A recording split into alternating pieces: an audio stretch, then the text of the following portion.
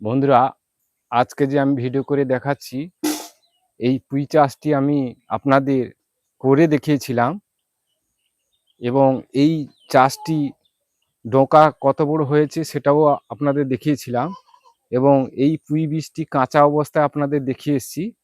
এখন এই পুঁই বীজটি পাকা ধরেছে। আপনারা দেখুন কিভাবে পাকা হয়েছে, আপনারা দেখুন।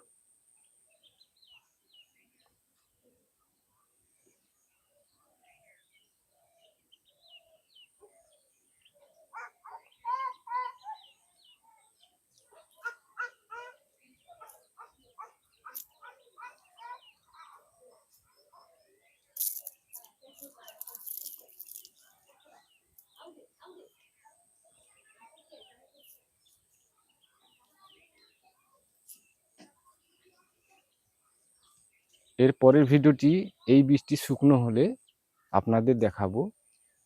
এই বলে সবাইকে ধন্যবাদ জানিয়ে আমি এখনকার মতো শেষ করেছি।